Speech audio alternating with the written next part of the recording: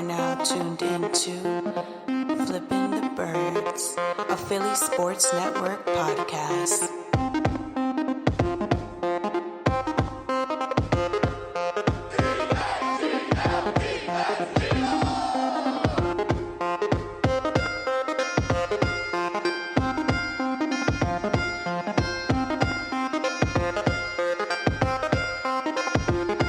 Welcome all to Flipping the Birds.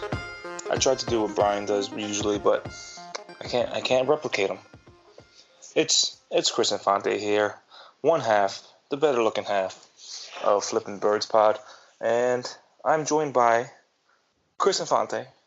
How you doing, Chris? I'm pretty good, Chris. How about you? I'm doing well. Oh, why are we talking to each other? Well, it's because Brian is a little too sick to get on the podcast, but he can go to Target, apparently. He's at Target right now. And also, it's Boxing Day in the UK, in London, in England, and that's why our Lord and Savior, Liam Jenkins, cannot be with us today. So, it's just me, myself, and I right now. And I'll be taking some questions from you guys that you've been sending to me. I'll talk to myself and you about the Cowboys game, what it means for next week, what next week means for me, and might go break down some Rookie of the Year, who I think should be Rookie of the Year. Hint, hint, it's an Eagles player. And with the decade coming to a close next week, like our next podcast, which will be episode 25, I believe. This is episode 24. If I'm mistaken, then it's fine. I'm a new dad. My mind is has been nowhere. So please forgive me. But so our next podcast will be in 2020. So the decade. This is the final podcast of Flipping the Birds in 2019, and I feel so honored for it to be by myself. Who needs Brian cutting me off all the time? But anyways, so I'm going to run down my view of the top 10 Eagles players from the 2010s. From 2010 to 2019, who do I believe were the top 10, maybe not best, most influential, kind of a both.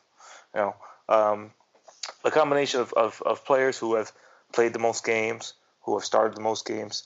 There's a lot of factors into what I think goes down into what makes him an all-decade list. So before I get into that, we have a lot of different things to cover right now. And the first thing that I will start covering is the game Sunday, the game of the year. And I say game of the year because everybody doubted the Eagles going into this game. Everybody.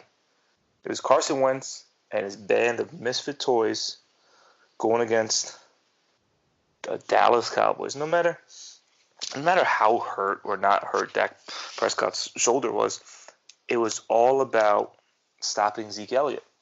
Because Zeke Elliott was the one who killed the Eagles time after time. And no one really thought the Eagles would stop him. It's Fletcher Cox and other practice squad players next to him. And our defensive ends haven't had the most success against the rush so far, especially against Zeke Elliott. And then you had the running capability of Dak Prescott. If he couldn't throw, then it doesn't matter because QB draws, play action fakes, he could roll out. That was the bread and butter of this Cowboys offense against the Eagles. And we all thought it, Eagles fans. We all thought it. I saw you on Twitter. We don't have a chance. Zeke is going to kill us. Zeke's going to eat up. He's going to hurdle all over us, which he kind of did in this game. But they did it. The Eagles defense and Jim Schwartz, and as for much crap that I give Jim Schwartz this year, and I still will give him crap, especially if he gives the Giants, lets Daniel Jones look like Eli Manning in his prime. Was there ever a prime for Eli Manning, actually? But I'm still on the soapbox of Jim Schwartz to be gone, and I will be to the end of the season. I don't care if it's a shutout from now until the Super Bowl. I don't want Jim Schwartz as a coach next year. I just think his scheme is done. I think we need, in this day and age where receivers are getting faster, you need cornerbacks. You need a scheme that gets in receivers' faces and bumps them off the line and disrupts them. When you have receivers that can run down the field 10 yards before even getting close to one of our corners, and they can make a cut, those double moves, we can't have that. So I think it's time for Jim Schwartz to go. Maybe one of these head coaching openings comes up, and maybe someone gets swindled into hiring him. Who knows? But that remains to be seen. But 9 points. 9 points to the Dallas Cowboys. And it should have been 23-9. We had Jake Elliott missing 2 field goals ever since he had his contract extension. He hasn't been the greatest, but those things can be fixed. And yeah, might have missed a couple throws. That first throw, Zach Ertz almost killed him. But Wentz was spectacular. I mean, 31 of 40, 319 yards, and a touchdown. Only missing 9 passes out of 40 attempts. On the contrast, Dak almost missed 20 passes. Whatever about his shoulder, blah, blah, blah. He wasn't on an injury report. You want to say that he was always banged up, he was this, he was that. Look at the Eagles roster. And Cowboys fans all year, you can't blame the roster. It's a QB's job to bring up his teammates and all this stuff. When he's been playing with, I'm not going to say garbage because that's disrespectful. When he's been playing with what people on Twitter like to say, Walmart employees. It's crazy how this next man up mentality has been all year, but we haven't seen it until the last couple of games. Really, because we still had Alshon Jeffrey lining up. We still had Nelson Aguilar lining up. But once those two went down, Greg Ward is showing out. You saw last game, JJ had some great catches last game, and then he had to leave because he had another injury, but he'll be fine. Robert Davis had a catch. He had a nice catch. There was the emergence of Dallas Goedert. Zach Ertz was, even though he missed some time, he still is Zach Ertz, And Miles Sanders is still the most dynamic receiver on this team. But now he's evolving into more of a runner. And he's evolving into the Brian Westbrook of this team. And I don't want to say shady. As great as Shady was, Miles Sanders is not there yet. Miles Sanders is not there. He has the ability to get there. And when the season started, and I was watching Sanders do all his runs and all that, I said to Brian, he's trying to be too much like Shady. He needs to bring it back. They need to run Jordan Howard more and let Sanders complement him. Towards the end of the season, and you can find these podcasts, I said towards the end of the season, it could probably flip-flop. Miles Sanders could end up being the number 1 with Jordan Howard taking the backseat being the number 2. If you look at the Chicago Bears last year and the year before and the year before that, well, it was really for the last 2 years. That's when Tyreek Cohen was drafted. Jordan Howard, Tariq Cohen made such a dynamic duo because Tariq Cohen was the complement to Jordan Howard. If we would have ran it like Jordan Howard to begin with, and then Miles Sanders come in, we probably have a couple more wins. We're not going to talk about the drops. But you run the ball in the beginning of the season like you run the ball now with Jordan Howard, say it's Jordan Howard instead of Miles Sanders, instead of trying to thrust Miles Sanders into the spotlight, probably have a couple more wins, maybe one. But now, with Jordan Howard coming back on Sunday, Miles Sanders is the undisputed RB1. Jordan Howard should not take carries from him. I want to see Jordan Howard back in the game because when he gets into the game, he gets yards. He just gets yards. So if you have Miles Sanders and the dynamic ability that he has to run the ball, receive it, and even kick returns, and we'll get into all those 3 facets in a minute, but you have that going for you, and then you have Jordan Howard just punching it down the middle. I'm sorry, no rush defense is going to stop that. Then you set up the play action, and then you have the deep ball down to Greg Ward Jr. And it's just amazing how this team has come together since those two aforementioned receivers have been out. Jeffrey's out for the year. He's out for probably part of next year too. It's a Lisfranc injury. Lisfranc injuries for receivers are almost a death punch to a career. They say he's going to be recovered by training camp and all. I don't believe that for a second. And Nelson Aguilar, reports are saying that he's looking at rehabbing his knee more than coming back to play for the team. And by my account, fine, stay out. The Eagles have a really good thing going on right now. And thrusting a player in that is going to command as many targets as Nelson Aguilar gets, it's just going to ruin it. It's absolutely going to ruin it. And even if Aguilar comes back in the lineup, I can't see Wentz trusting him as much as he trusts Ward. Now he's starting to trust JJ now. Got Robert Davis in there, who showed Wentz only one target that he can catch. You have Keontae Burnett, who has a lot of promise. I know I'm saying promise for practice squad players. If they had so much promise, they'd be on a roster, blah, blah, blah. But he turned some heads last year with the Jets. And there were some reporters for the Jets this year that predicted him being on the Jets roster this year. But they cut him. But we'll see how many, the Eagles like to call up practice squad receivers, say they're active, but they're really not active because they don't get any snaps. Or they get a couple snaps, they don't get any targets. But this team right now can do some damage with the misfit toys they have.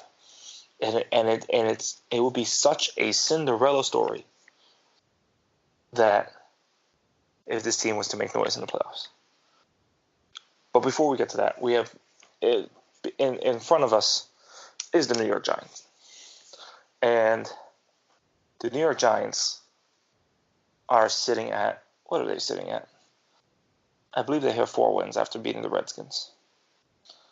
And let me see. Yep, they are 4-11. 4-11 right now. They currently have the 4th pick in the draft. And a lot of the Giants fans that I talk to are saying that they want Chase Young. They have had a pass rusher like him since Strahan, since Tuck, since JPP. Olivier Vernon could have been that way, but now he's on the Browns. But you get Chase Young on that defensive line. Honestly, I'd rather him on the Giants than the Redskins because the Redskins always have a really good defensive line. But you get him on that defensive line,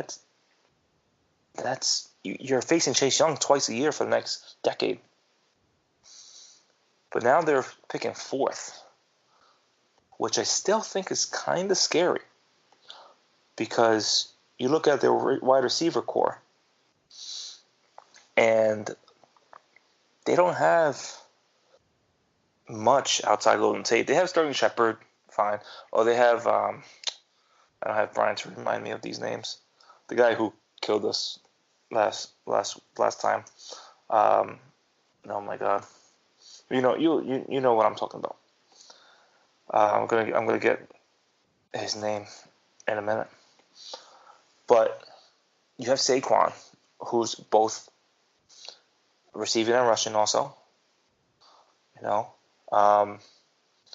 You have Sterling Shepard's okay. You have Golden Tate, who has, you want to say whatever you want to say, and Darius Slayton. You want to say whatever you want to say about his time with the Eagles last year, Golden Tate, but he's a really good receiver. If they add Jerry Jeudy to Golden Tate, to Darius Slayton, to Sterling Shepard, to Saquon Barkley, and if Daniel Jones makes that next step in his second year, that is nasty. But they might opt to go offensive tackle. They need a line. Their line sucks. So maybe with this being such a deep wide receiver draft and a pretty deep defense draft, maybe they opt to go Andrew Thomas. the tackle out of Georgia, who has been compared to Ronnie Stanley, and he has all the tools that can be to be a blindside blocker, left tackle in the NFL. Maybe they go that way, and they opt for a receiver or defensive line later on in the draft. But a lot of the Giants fans that I talk to say, "Well, I really hope they lose this game." Obviously, it's not the Giants players, because if they win this game, if they win this game, I think all the Eagles fans, including myself at MetLife, are going to storm the field and just demand every single coach on the roster to leave. But let's say, for argument's sake, Giants win. They're 5-11. If the Dolphins win, they're also 5-11. Then you're looking at Chargers, Panthers, Jags, all have 5 wins as well. You have the Cardinals with 5 wins. So if those teams lose, you go from the 4th pick down all the way maybe to the 10th pick. If you're Giants management, might be sitting some stars that game. Might be sitting Saquon. Might be sitting Daniel Jones. Not to say Eli Manning would play, but maybe you're not playing your stars as much on Sunday. Especially Saquon and Darius Slayton. Why risk injury? Like, God forbid something happens on Sunday where Saquon Barkley tears his ACL. He's out all of next year in a meaningless game. So you see all these college players miss out on bowl games. I mean, not to say a bowl game is a meaningless game, but they're about to go in the NFL draft. Why risk their health in a one game to ruin draft position for next year? Why ruin Saquon Barkley's knee? He's already had a quad injury this year, and I believe it was a high ankle sprain also. Why ruin his legs even more for a meaningless game? I know it's a division game, division rivalry, and all that stuff, but still, why risk it? And what is the point of trying to beat the Eagles and then drop yourself out of a potential franchise-changing receiver, defensive lineman, or tackle? But no matter who goes out there on Sunday, the Eagles still need to do their business, because it's winning in for the Eagles. And if they don't win, like I said before, man, I know a lot of you people on Twitter that are going on Sunday might have some choice words for Doug Peterson, Howie Roseman, Jeff Lurie, especially Jim Schwartz and Mike Groh. Like, if the offense doesn't show up against the Giants, and it didn't really show up the first game, but it came to life, Mike Groh, I mean, I already think he should leave anyway. And I made an article a few weeks ago on who I think should replace him. But, man, you lose to the Giants, Jim Schwartz and Mike Groh might have to walk down I-95 back to Philly. That's just it. But like I said, hold on, I'm going to drink a beer. I'm drinking some Harpoon American IPA.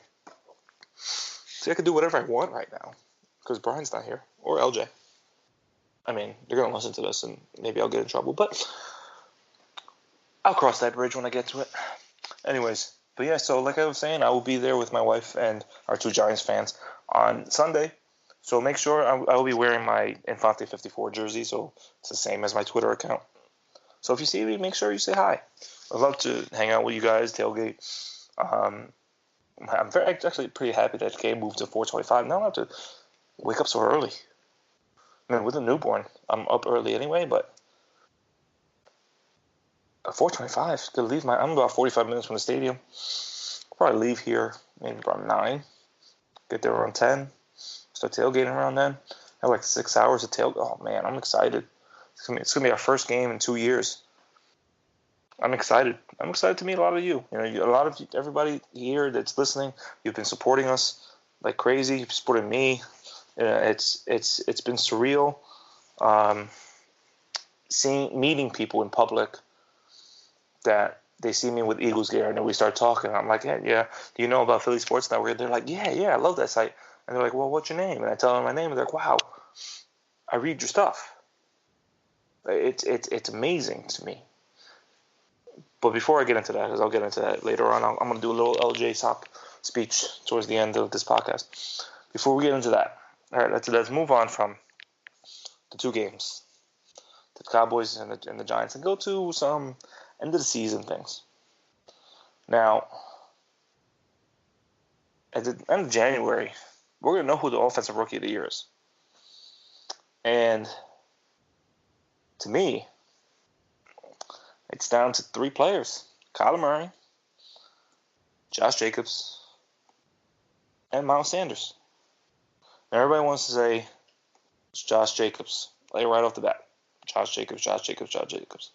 I mean, he's had a great year. There's no doubt about it.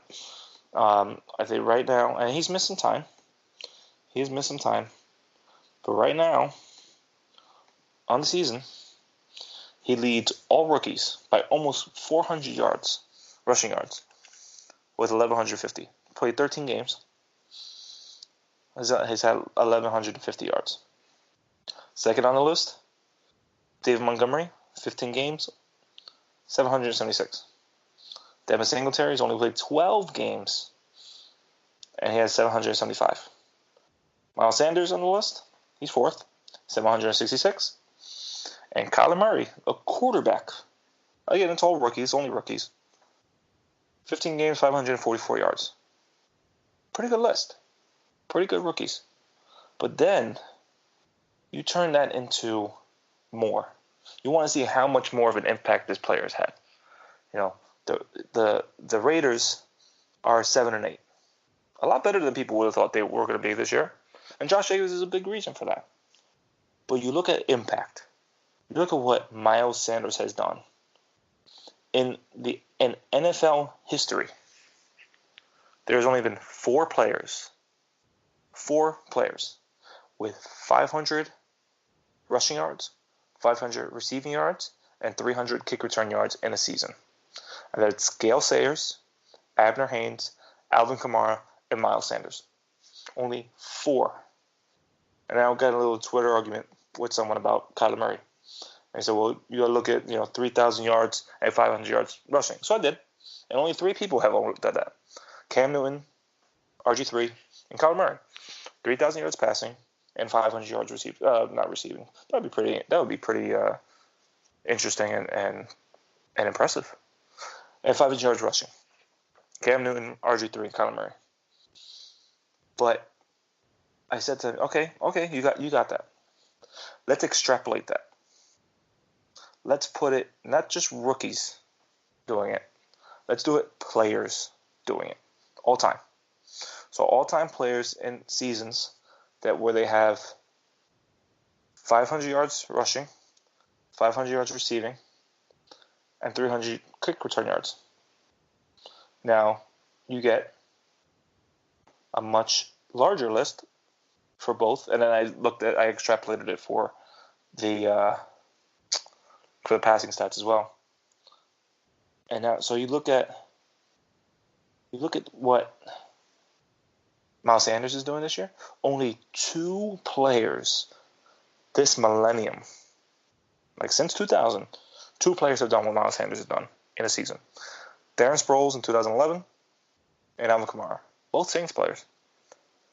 But before Darren Sproles, you're looking at Herschel Walker in 1994. That was the last time a 500, 300 yard season has happened. And you have Miles Sanders on the list. You look at 3,000 passing yards, 500 receiving yards.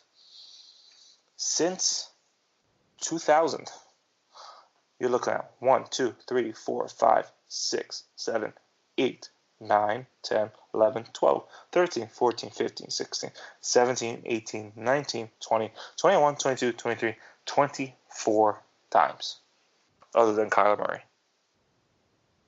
I mean, what he's doing as a rookie is great, and only two other rookies have ever done it.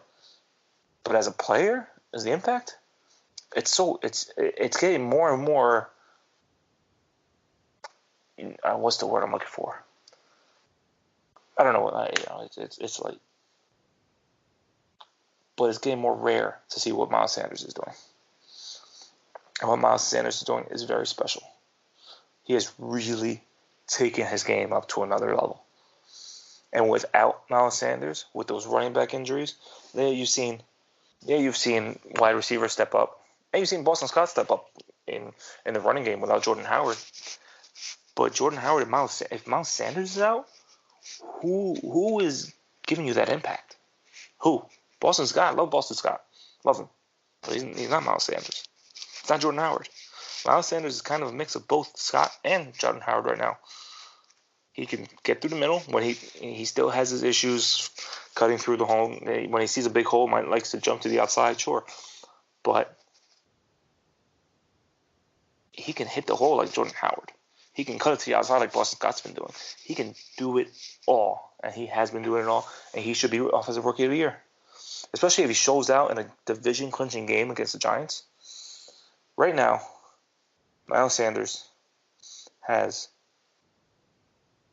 766 receiving yards, 766 rushing yards, 416 receiving yards, and 314 kick return yards.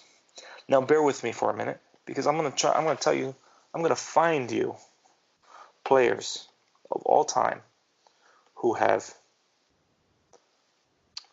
because he's so close to, we're going to say 800 rushing yards, because he's 34 yards away from 800. So let's do 800 rushing yards,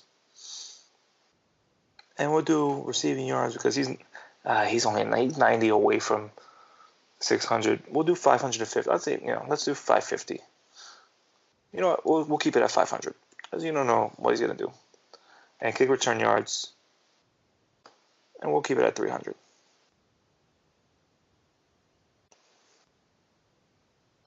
And I'm just trying to find kick return yards here. Kick return yards, okay, 300. And let's see how many people have ever done that.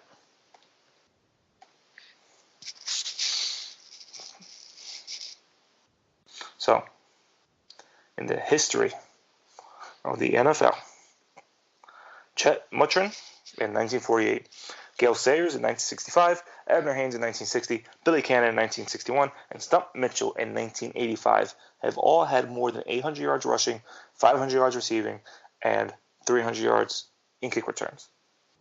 With just 34 yards rushing by Miles Sanders on Sunday, he joins that group. Something that hasn't been done since 1985. You can't tell me that's not Rookie of the Year worthy. It's an incredible season for him. He's already the Eagles single season holder for rookie rushing yards, rookie all-purpose yards. What else do you want him to do? Just because he's not the 1,000-yard rusher? He does more than that. If he gets 34 yards rushing, he has 800. He's only 200 yards away from 1,000. If he was used in the beginning of the season, if he knew what he knew now in the beginning of the season, he'd probably be a 1,000-yard rusher. But he's not. But that's what people want nowadays. 1,000-yard rusher. But what he is doing is really special, and he can't be discounted. Kyler Murray, he's a quarterback. His team sucks still. Team really sucks. But he's a quarterback. Quarterbacks are always going to get the edge up. Josh Jacobs, team was a little better than expected. Still going to probably end up with a losing record. I mean, they can still make the playoffs. They still have a chance. So you're telling me there's a chance. But Miles Sanders, he put the team on his back. Him and Wentz have put the team on their backs. Carson Wentz should be comeback player of the year. Losing last year, end of last year, to his back, and then coming back this season like this, he is so close to a historic season for the Eagles.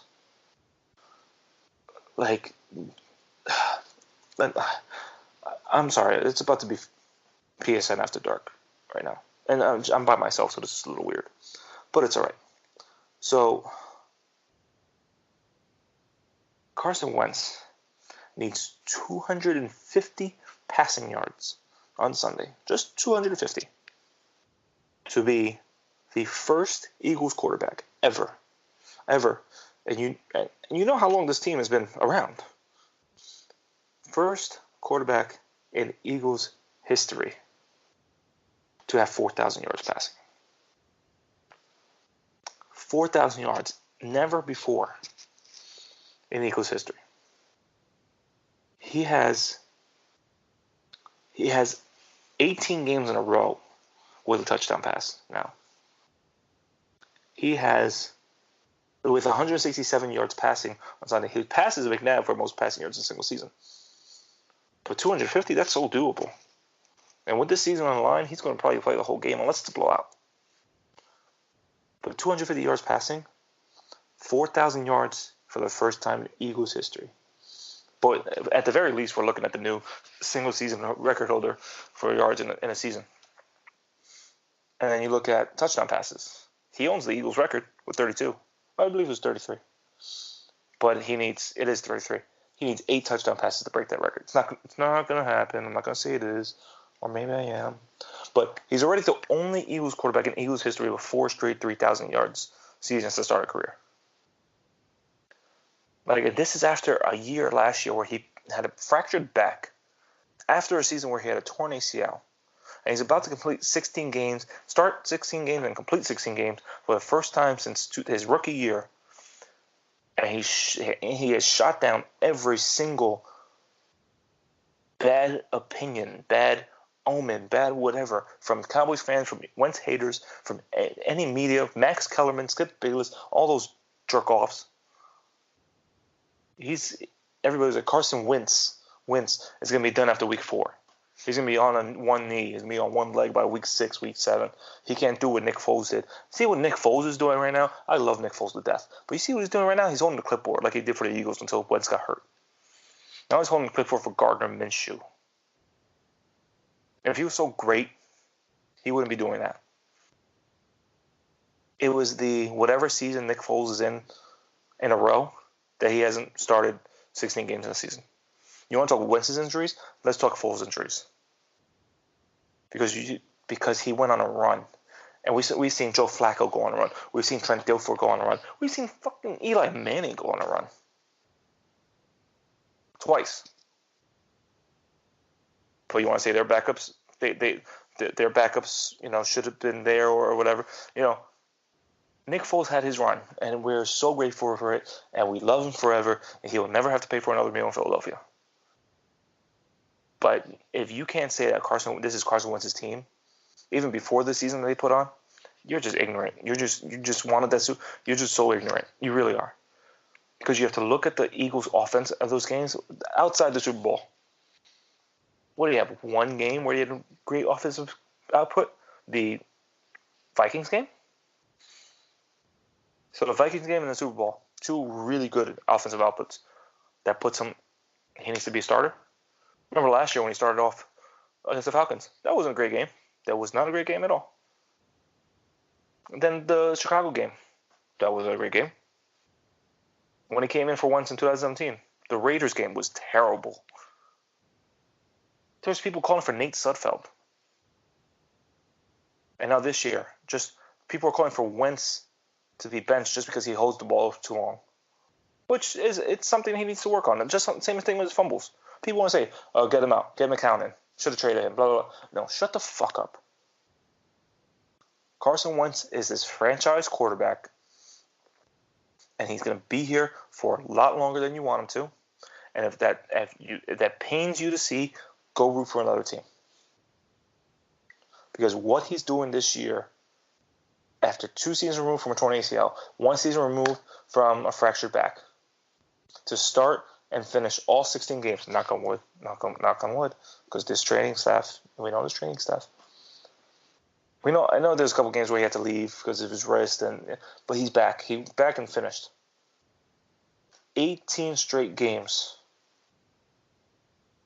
with a touchdown pass. 18 straight.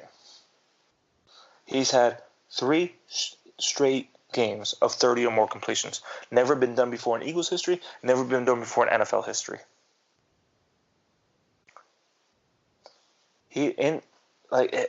What else can I say? If you don't believe in him now, you're never going to believe in him, and that's sad. And I feel bad for you, and you should feel bad. Oh, well, before I get to my top 10 of of the decade, some of you may like it, some of you may not. Let me get to some of these questions for me, just for me, not for Brian, because he's probably still at Target. I've been recording for 35 minutes now, and he's probably still at Target. Sorry, I said drink my beer. So, one question. Question number one. From Isaac. From the Discord. Isaac wants to know, do I think the Eagles can go on a real playoff run?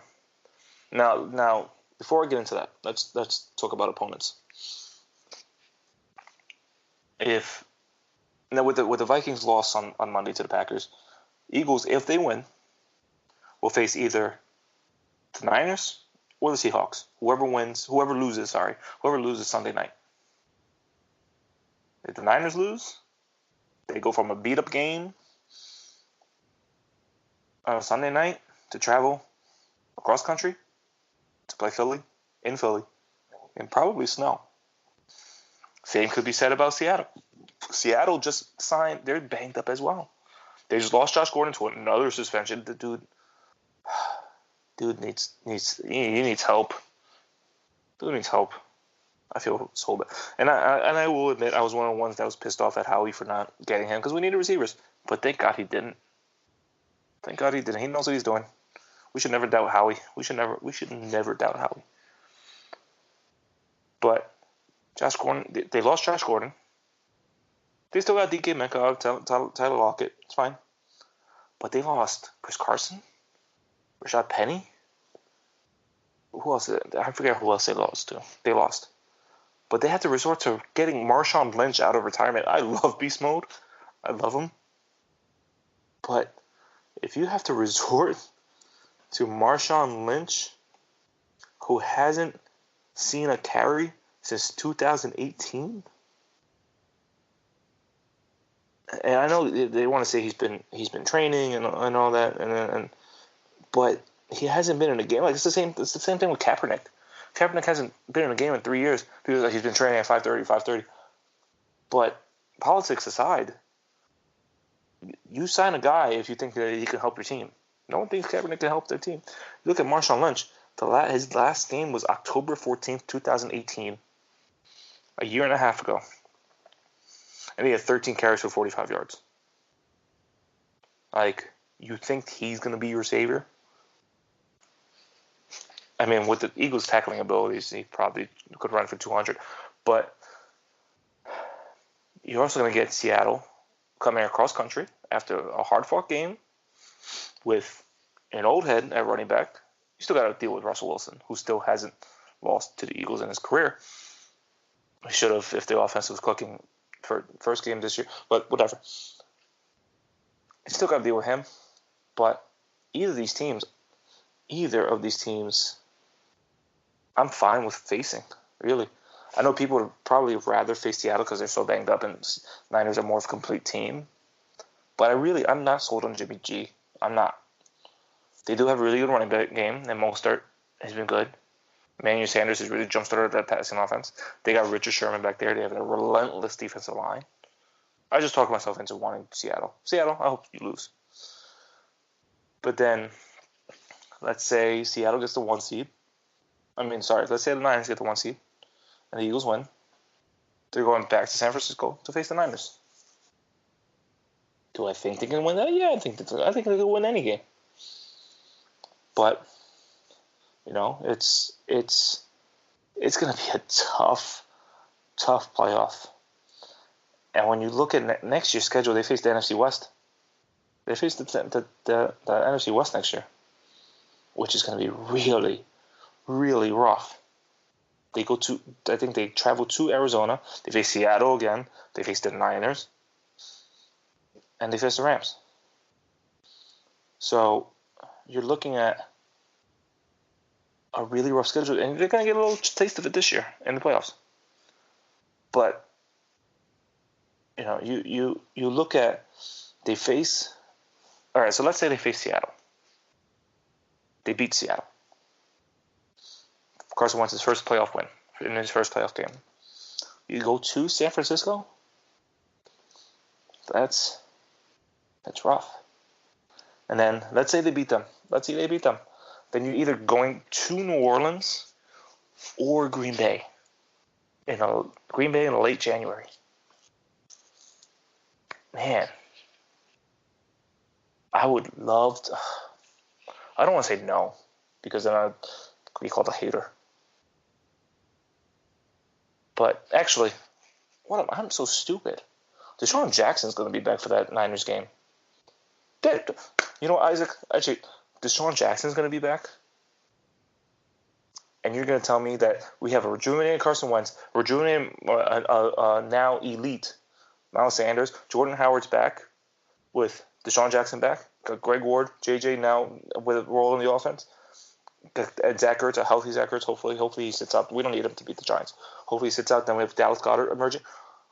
Oh boy, yep. I think if the Eagles beat Seattle, I think they make it to at least the NFC Championship game, and you give them a chance. I don't care where's New Orleans. They can beat New Orleans. They can beat Green Bay. They already have. Don't be surprised if this Eagles team goes on a really deep run to the Super Bowl. Now we got another one from the Discord. Got some from Ward's season. Who do the Eagles want to face in the wild card? I just answered that. In Seattle. Do the Eagles get rid of Alshon based on the production of their practice squad wide receivers? That's really tough because Alshon Jeffrey's contract makes it tough. It's fully guaranteed next year. You cut him, I believe it's like a $25 million dead cap. I'm probably completely wrong. But if you trade him, it's like $17 million cap hit. So you gotta pick and choose what kind of cap hit do you want to take on. But that's rough. I think he's still around next year. I think with a reduced role, because you still got Deshaun Jackson back, you're going to look at wide receiver. You're going to look at free agent wide receivers. Greg Ward, as much as he's been great this year, he's not a wide receiver 1 or wide receiver 2. Maybe wide receiver 3 at best, but most people still see him as a wide receiver 4. So you're looking at Deshaun next year coming back. JJ's going to be back, and I still believe in him. Then you got Greg Ward. You got Alshon, that's 4 receivers. You look at maybe Robbie Anderson in free agency. You look at in the draft, Henry Ruggs, T. Higgins, CeeDee Lamb, but I think those 3 are out of our reach now because we are in the 20s if we make a playoff game. And we're in the late teens if we don't. It's going to be really hard to get one of those guys. But the wide receiving core is going to look really different next year. And maybe the less Alshon Jeffrey plays, maybe the best for him and the Eagles offense. Maybe it becomes more rotational. And hey, maybe he sees his rehab is so bad that he retires and whole contract's off the books. But that's a pipe dream. That's a big pipe dream. So, with our decade coming to the close, let me share with you who I think top 10 Eagles of 2010. And this is in no particular order. I'm just gonna talk about them. First one I'm talking about is Brandon Graham. Brandon Graham was drafted in 2010. Really high. And people called him a bust. Like as soon as he came out, a bust. I mean, his first year as a rookie, 3 sacks in 13 games. Then he only played 3 games in 2011. Then 5.5 sacks. Then 3 sacks. Then 5.5 sacks. 2015, he kind of came out 6.5 sacks. 2016, only 5.5 sacks in all 16 games. But the pressures were there. And if Gino, if you were listening to me, I said our magic word, pressure. The pressures were there. 2017, 9.5 sack season. He has 7.5 this year. 9.5 sack season in 2017. Plus his fumble in the Super Bowl, his forced fumble. Come on. Dude has been a beast with the Eagles. This is why I hate when people push off rookies, unless it's Clayton Thorson. Sorry, LJ. You know, even Sharif Miller, he's on practice. He's been deactivated the whole year. Who knows what he's going to be? But you want to put down JJ after 1 year, after his offensive coordinator doesn't know, and Carson Walsh is wide receiver coach has no idea how to use him.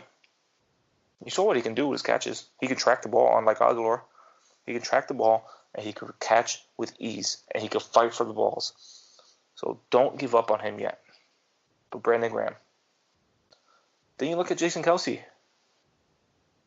What a sixth-round pick being the best center in the league. Come on. He might retire after this year. Maybe, definitely. I think if he doesn't retire this year, I think he's retiring next year. He's been in the league since 2011. Like, his career really has been like that long, but like that quick. Well, you failed to realize he's been in the league since 2011. And he's been an elite part of that line. And Carson Wentz, Nick Foles, Mike Vick. I don't think he played with Vick. Anybody, Sam Bradford, they don't get the protection that they get without Jason Kelce. And it's remarkable what he's been able to do as a sixth-round pick. Then you look at Lane Johnson. You already see Big V held his own. He took DeMarcus Lawrence's lunch last week. But Big V, congratulations to you. We really did it without Lane Johnson. But Lane Johnson, you see the impact when he's out. When he got suspended, LeSean McCoy's stats went down the drain. It went down the drain without Lane Johnson. And when Lane Johnson left the game a few weeks ago, when he first left the game, protection was non-existent. Lane Johnson is one of the, if not the best right tackle in the whole game. And the Eagles are lucky to have him. Of course, you got to put in Zach Ertz here. From 2013 to 2019, he almost has the most catches in Eagles history as a tight end. I know tight ends are targeted a lot, and then George Kittle, Travis Kelce, Mark Andrews have really come aboard. But Zach Ertz, another Super Bowl hero. What else can you say about the guy? He had the most catches in tight end history, in NFL history for tight ends last year.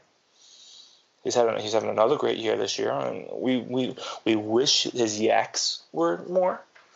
But when you look at his decade, from only 2013 till now, the impact he's had on the Eagles only from 2013 till now, 7 seasons, 13, 14, 15, 16, 17, 18, 19. He almost has the most receptions in Eagles history. It's pretty damn good.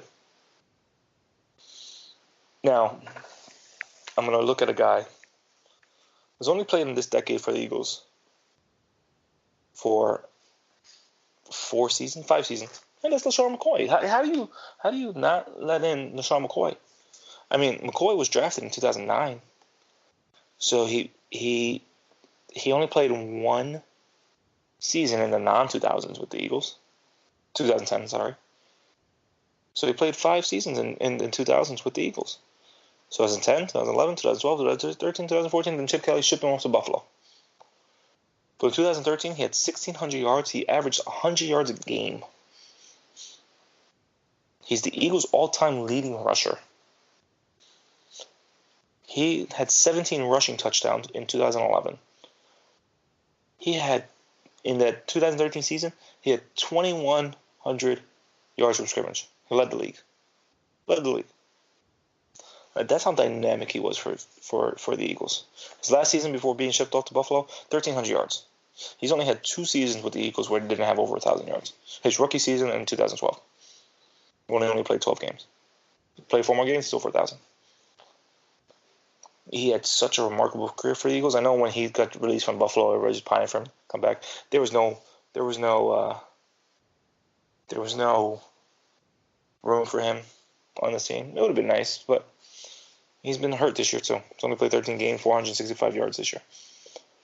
But the Eagles' all-time leading rusher needs to be on this list. All right, so we got Brandon Graham, Jason Kelce, Zach Ertz, Lane Johnson, Sean McCoy. We're at 5. Got to put in the bodyguard, Jason Peters. Say what you will about this season and his false starts, all that stuff. But he's like LeSean McCoy. Only played 1 season in 2000s in the 2000s, but then 2010 through now he's been with the Eagles. He's been hurt a lot. He missed all 2012. 2010, 13 games. 2011, 14 games. 2012, nothing. Then 2 straight seasons, 16 games. 2015, 14 games. 2016, 16. 2017, 7. 2018, 16. And so far this year, only 12. Yeah, he's been hurt, but when he's been healthy, he has been the most dominant left tackle in the game. Save me Tyron Smith. Save me Trent Williams. Save me maybe Joe Thomas. But Jason Peters, the bodyguard, when he's healthy, you're not getting past him. And when he's not committing false start penalties, you're not getting past him. It's as simple as that. Then you got to look at Fletcher Cox. What a dominant. If you look at Aaron Donald to him, it's 1A, 1B to me. I'm sorry. I think Aaron Donald's better, but Fletcher Cox is right up there. Fletcher Cox has been so dominant since he's been drafted in 2012 to now, to being one of the highest paid defensive tackles in the league. Stats may not show it, because everybody wants the sacks and sacks and sacks. Aaron Donald gets it. Aaron Donald's a man-child. He's a grizzly bear. Bigger than a grizzly bear. He's a man-bear pig. Aaron Donald's a man-bear pig. Fine Al Gore. But you look at Fletcher Cox, man, he's been so dominant. And shout out to Fletcher Cox. I have his jersey many, many years ago. I want to say 4 or 5 years ago. I was at Eagles Giants at MetLife, and I was the only one at the end of the game wearing his jersey around where they were exiting, and he gave me his glove. I'm going to bring it to me on Sunday. Fletch, if you're listening, you're not, but hopefully you can sign my glove. I got Cox's glove. I'll leave it at that. So now we're looking at 7. We have 3 more spots. 3 more spots. First spot's going to go to Nick Foles. I told you I love him. He has to be an all-decade team. Come on. He had a 27-2 season. 27 touchdowns, 2 interceptions. He had a 7-touchdown game. And he went to the Rams. And then he went to the Chiefs and came back. And he came back to fill in for Carson Wentz. It brought us to the only Super Bowl win in Eagles history.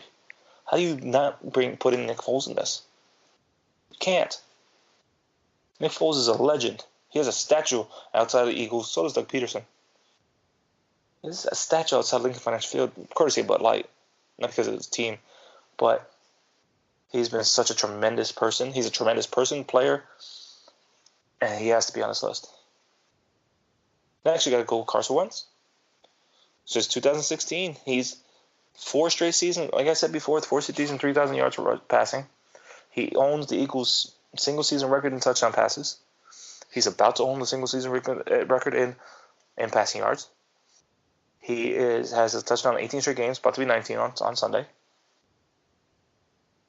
He is elite as he's if he fixes the fumbling problem, he is top 3 quarterback in the league.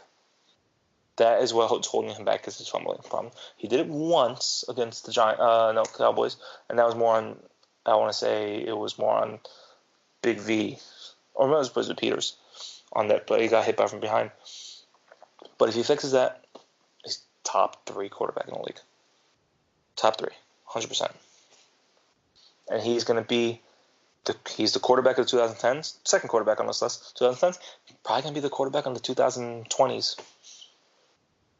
2026 will be his 11th season. Who's to say he doesn't have 4 more after that? It'll be a 15-year career. That'll be phenomenal. He'll own every single Eagles record imaginable. And my last player on this list is Deshaun Jackson. Deshaun Jackson.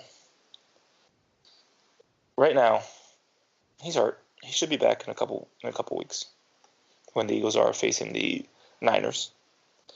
But being drafted in 2008, he played 4 seasons in the 2010s with the Eagles before going to Washington, 2010, 11, 12, 13. Of those 4 years, he had 2 Pro Bowls. Led the league in 2010, 22.5 yards per reception, 6 touchdowns. His longest was 91. He also had 104 yards rushing that year. But this season, 159 yards receiving on 9 receptions, 17.2.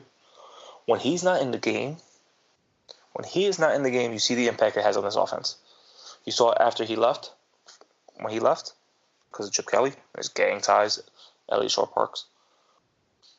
But you see the kind of impact he has on his team. You can't leave him off this list. You can't. When he comes back to the playoffs, it's going to spark something for this team. Next year, when he's completely healthy, it's going to spark something for this team. He sparks something for every team that he's on. When he's with Washington, he averaged 20.9 yards a reception his first year. Then 2016, 17.9. Last year with Tampa, 18.9. He still has the speed. He still has the dynamics. He can still be a top receiver in this league. And his impact on the Eagles in this decade, 2010, 11, 12, 13, and 2019, in only a few games. He is one of the most prolific wide receivers in Eagles history. And you can't debate that. You could probably debate maybe taking him off and putting Brandon Brooks on his impact. But if you look at the games played for the Eagles since 2010, you have Brandon Graham, Brent Selleck, great, I love Brent Selleck, Jason Kelsey, Fletcher Cox, Jason Peters, Zach Ertz, Vinny Curry, Malcolm Jenkins. You could debate Malcolm Jenkins. Lane Johnson, Riley Cooper, Michael Hendricks, Trent Cole, Nate Allen, John McCoy, Nelson Aguilar, Connor Barwin, Todd Hermans, Casey Matthews, Bo Allen, Jason Avant, Jordan Matthews, Brandon Brooks, Trey Bird, Najee Good, Darren Sproles. You can debate him too. Cedric Thornton, Jeremy Maclin, Kurt Coleman, Deshaun Jackson, Benny Logan, Nigel Bradham, Evan Mathis, Carson Wentz, Kevin Hill, D'Amico Ryans, Big V, Chris Marigos, Isaac Samalu, Cole Anderson, and Brandon Boykin. Those are just top 40. You mean to tell me there's people on that list that you want to put in over the top 10 that I just gave you? Fine, you can debate me. That's fine. I invite it. But that is it for me. I just spent over almost an hour talking to myself. Usually people have to go to psychiatric ward for that. But listen. Before I go off, it's a little tidbit about me. Before going to school in upstate New York, I went to SUNY Cortland. It's right outside Syracuse. No, 45 minutes outside Syracuse. I almost went to the University of Maryland for journalism. I loved writing. I absolutely loved writing. And I wanted to do sports journalism. But the tuition between Maryland, like $50,000, and state school in New York to $13,000, was kind of a swinging vote. I went to be a teacher. Last year, at this time, I was writing for a different company. And that person gave me an opportunity to write. And I loved it. It's great. But then I saw the opportunity to join Liam. And I messaged him. And I asked him if I could come on. And he said, yeah. He liked my work. And since then, I've written 54, maybe 55 articles for Philly Sports Network. Brian and I have started this podcast that has jumped off way more than we thought it would. And it's all because of you guys. You have made 2019 for PSN the best year in Philly Sports Network's history. And it's because of you guys. Between Eagles coverage, between Flyers coverage, Phillies coverage, Sixers coverage, Fusion coverage, Soul coverage, whatever else I've missed. It's because of you guys, and you make us tick, and we are so thankful for you. I am so thankful for those of you listening to me and Brian, reading our things. It's been so humbling and so amazing, and thank you so much. I really hope that you stayed with me throughout this hour, just me rambling. I really hope those of you going to the game on Sunday, you let me know, DM me, let me know, take some pictures together, and maybe we have a contest coming up. We got to talk to Liam about that. But let me know if you're going. Would love to catch up with some of you. Please feel free to DM me. Follow me if you don't follow me already. Infante54. That's infant with the E at the end. 54. Follow Brian. Be Cameron. PSN. Make fun of him for being at Target still. It's 9 o'clock at night. Still probably at Target. But thank you so much, everyone. Thank you for listening. See you hopefully on Sunday for a division clinching win. 4,000-yard season. 30 touchdown season. And a playoff berth for Carson Wentz. Go Birds.